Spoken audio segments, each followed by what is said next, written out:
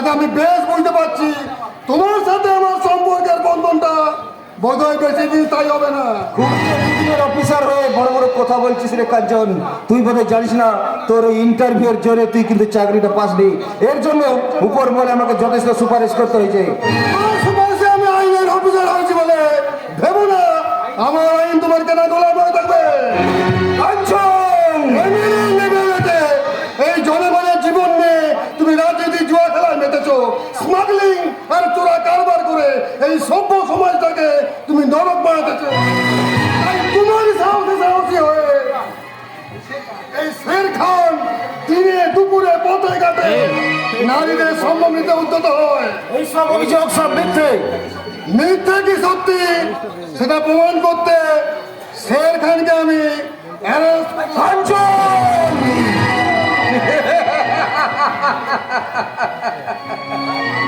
একটা বলে হেডকার নিয়েছে এই শের খানকে আপনি বলতেই বাড়াতে এসেছেন ইন্সপেক্টর। আরে আপনি सबका अपना भय ना भूले ना, किसी वक्त अपना कयानी। আর একটা বাজে কথা বললে তোর মাথাটা আমি খাতো করে দেবো।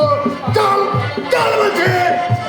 इसका अंजाम बहुत खतरनाक होगा इंस्पेक्टर, याद रखना। मैं इस इलाका का शेर हूँ, मैं इस इलाका का शेर। তুই যেমন এলাকা আছে আমিও তেমনি এলাকার সাব ইন্সপেক্টর। তাই একটা সেরের চেয়ে একটা সাব ইন্সপেক্টরের যে ক্ষমতা করবে সেটা প্রমাণ করতে তোকে আমি থানায় নিয়ে চললাম। আর একটা সাব ইন্সপেক্টরের চেয়ে একটা ইন্সপেক্টরের ক্ষমতা যে আরো বেশি, এটা কিন্তু তোমাকে মানতে হবে মিস্টার নাগে। ওকে ছেড়ে দাও। আরে আরে মিস্টার রায়, আসুন আসুন আসুন। নমস্তে নমস্তে স্যার, যথা সময়ে এসে হাজির না হলে আপনার আমারই দুইজনায় রাম ফাসান ফেসে গেলেন।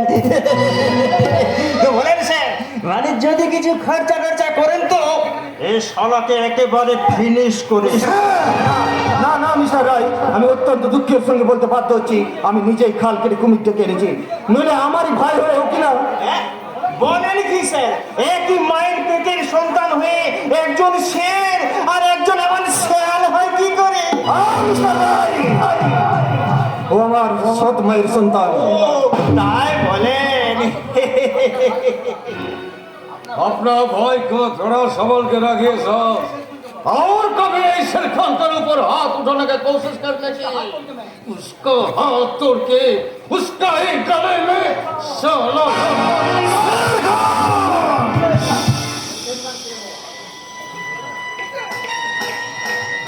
हाँ मैं शेर खान, शेर हूँ शेर, शिवाजी शेर का माफी क्यूंगा, कुत्ता को तरह नहीं।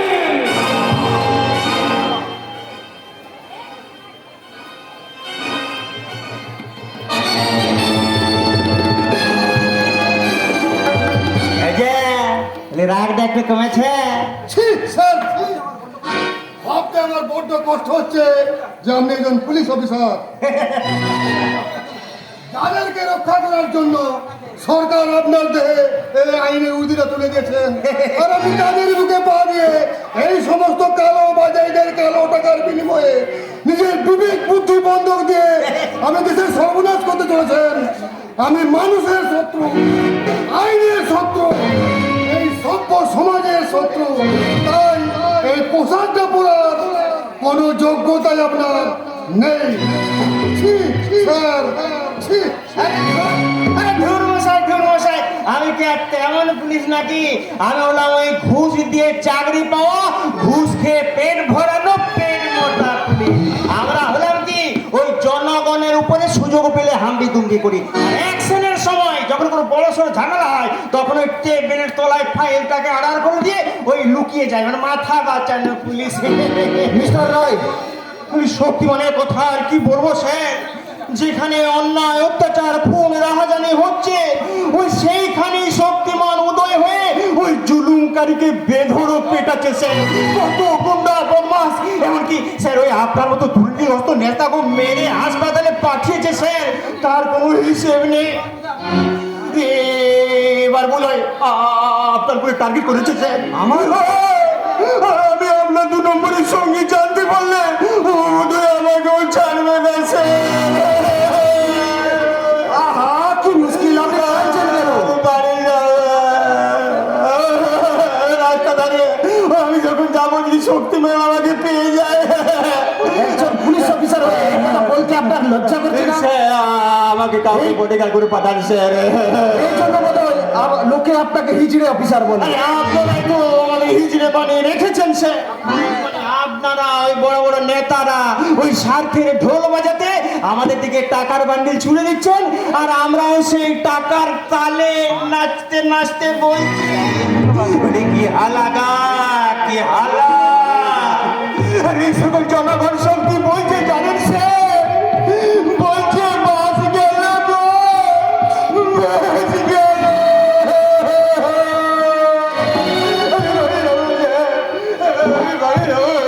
কান্দু রহমান এই মিস্টার রায়কে বাসা পর্যন্ত এগিয়ে দেয়। অনেক অনেক থ্যাংক ইউ, অনেক অনেক থ্যাংক ইউ।